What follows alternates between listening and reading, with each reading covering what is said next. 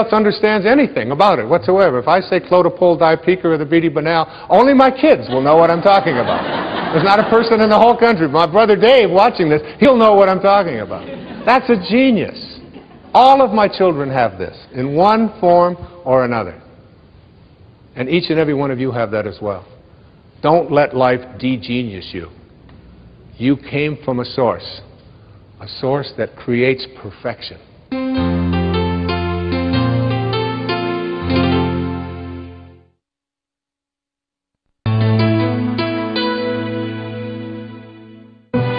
This program was made possible by contributions to your PBS station from viewers like you.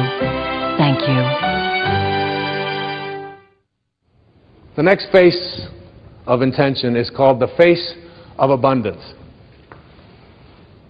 And the face of abundance, remember, I go back. This creative source reacts to your belief in shortages with a fulfillment of your belief. So if you believe and know and are certain that you can't attract abundance into your life, but I want to tell you tonight, you tuned in to somebody who knows about abundance.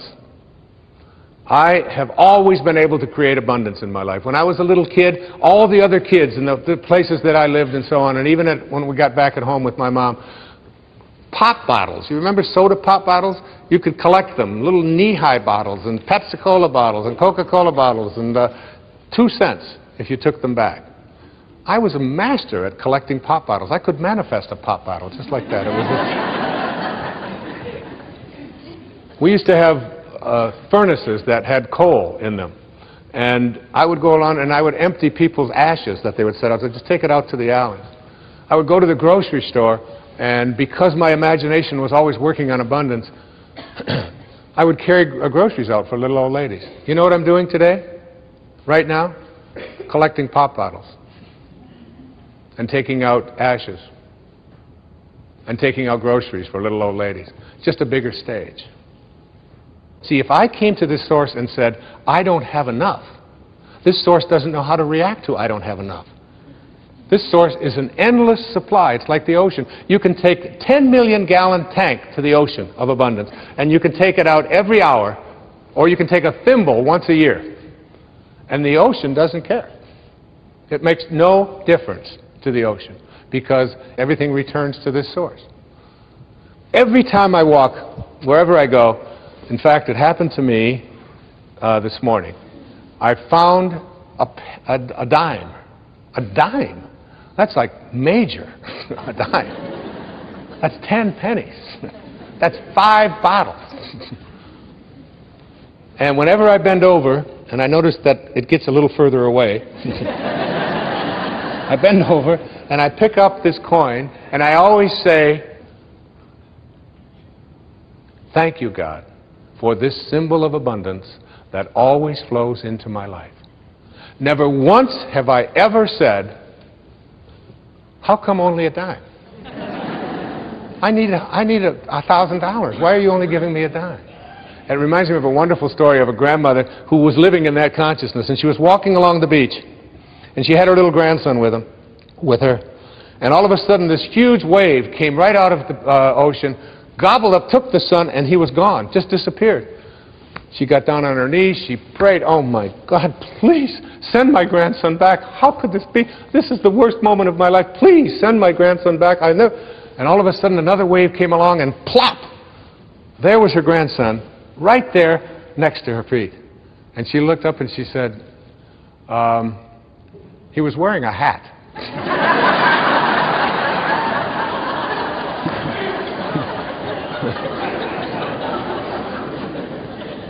The face of abundance is like you have to come to this source not with what is missing, because it doesn't know. There's nothing missing. This source, which is the source of all, doesn't know about what's missing. When you say, please give me what is missing, it'll just reaffirm your belief in things being missing. You have to come to this source by being abundant, by being in a state of gratitude, by being thankful for all that you are and seeing yourself as attracting more and more of that and being willing to give it away. The final face of these phases, the 7th face of intention, is what I call the face of receptivity. It is my intention to attract ideal people and ideal relationships into my life. This universal source is what I call an equal opportunity provider. It knows nothing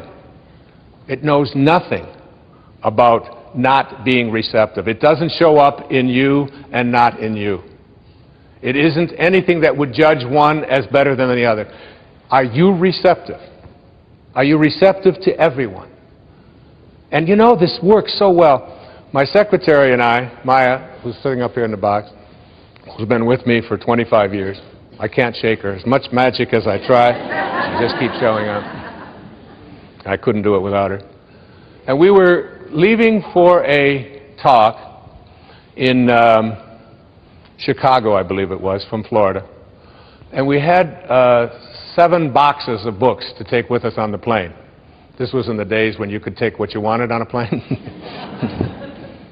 And we were scheduled out on one airline that I was a platinum something or other on, and we found out that the flight was canceled.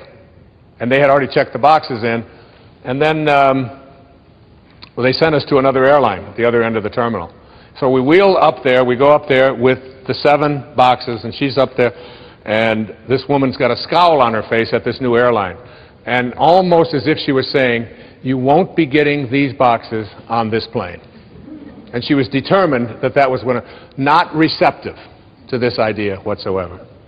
Now, my way I handle these kinds of things in my life is by every time, if I meet a surly waitress or a surly waiter, or if I meet someone who, when I'm checking into a hotel, is giving me a hard time, to me this is just a wonderful opportunity to practice the power of intention. Can I be receptive to this person and have them eating out of my hand in no time at all? And it isn't by being phony or artificial, it's by trusting that if I'm receptive to this person, if I'm sending love to this person, if I'm sending kindness, if I am being what my source is, if I am in harmony, in rapport with source energy, then I can create an ally. So my secretary was about to, and I just said, Maya, don't say a word. And I went up to the woman and I just started talking to her, and because I knew, I could just tell by her body language that she was about to tell me, you're only going to be able to take 2 boxes with you for each person, and you're going to have to leave 3 here. But that just wasn't on my agenda whatsoever. And I reached into my briefcase and I took out a book and I signed it. I said, I'd really like you to have this. I appreciate you putting us on your flight. And I started talking to her in this really kind of way, and I said, it's just, we just missed this other flight. I've got to give a talk up here in Chicago. And I extended as much kindness as I possibly could. I was totally receptive and open to her. And by the time this encounter ended, she was asking, don't you have any more boxes? Isn't there something else that you'd like to ship? Do you want to ship one of your kids? We can... And upgraded us to first class, gave us everything that we could possibly have wanted, and it was all because of being receptive to her, having this space of receptivity. When you have receptivity, when you are practicing infinite patience, when you are being the kind of person you wish to attract, you have to want it more for others than you do for yourself. You have to see yourself already as connected to the right person. See yourself from the end. And see yourself as having all of the right people showing up. Act as if they're already here. Because that's what the source is. And they are already here. I'm telling you, when I'm writing and I'm in the space that I'm defining here right now and speaking about right here, when I'm in this space, I want to tell you, ladies and gentlemen, that everybody shows up that I need. And it almost gets to a point where I get befuddled by it, how beautiful and blissfully it works. I'm even befuddled by you all showing up. We just put a little notice out there and said, come to Boston. Please come to Boston. Isn't that a song? And you all did. Thousands of you. Look at you, all over the place. This beautiful place and these lobbies and going all the way up into, there's people up there, you're 1,000 miles away. You're all here. And when I'm writing, my eyes will glance on a book that's been on the bookshelf for 20 years and I haven't looked at, and I'll walk past it and it'll fall. What is that? And I'll pick it up, and it's exactly what I needed. The phone will ring, and the exact right person will show up. When you're in this place of being receptive, kind, loving, beauty, abundance, when you're in this place, the universe conspires with you to create the right people, the right things. It all shows up. It's not your ego. I don't do it. It's called surrender. It's called, in the recovery movement, we call this letting go and letting God. Just letting go. You have a senior partner, if you knew, who walked beside you at all times on this path that you've chosen. You could never have another doubt that this would work. And I'm telling you, you tuned in today on this PBS show to listen to somebody who has believed. Not only do I believe in this and write about it, speak about it, I live it every day of my life. It always works. When I sat down to write this book, The Power of Intention, I had no idea what Chapter 2 was going to be when I wrote Chapter 1. I only had the quotes that I gave at the beginning of the show from Max Planck and Carlos Castaneda. That's all I had. Chapter 2 unfolded Chapter 3, and then one day, the exact second half of the entire book, all of these intentions, it all just flowed, as did this show. It all works in perfect harmony. Back in the 13th century, there was a man who, his name was Francesco, and we named the city of San Francisco for this little monk. He gave up all of his worldly possessions, and he provided us with a message. Remember earlier I said Einstein's observation that all of us, everybody else is concerned with details. All I want to do is learn to think like God. Do you see what he meant now? Can you see that? He wants to think and sound and feel like his source. Well, Francesco, who later became known as St. Francis of Assisi, a place where I've visited many times and feel a very deep and powerful connection.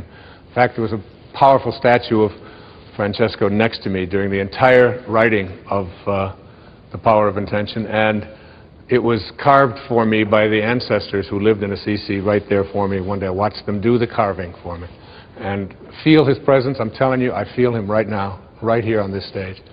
And I asked Skyzy, who I talked to you about earlier, if she would just come out, and what she is going to sing to you a cappella is the words of this little man who are, as you listen to the words, I'd like you to remember it is your way of connecting to intention. You can connect with these messages. My beautiful daughter, who I'm honored to have here on the stage with me, come out here, sweetheart. Her name is Sky Dyer. Look at this.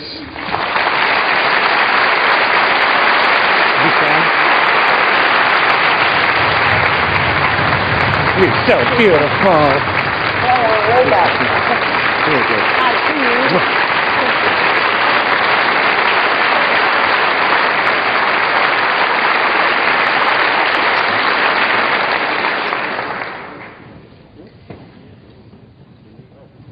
Make me a channel of your peace. Where there is hatred, let me bring your love. Where there is injury, your pardon, love. And where there's doubt, your faith in you. Make me a channel of your peace. Where there's despair in life, let me bring hope. Where there's darkness, only light. And where there's sadness, ever joy.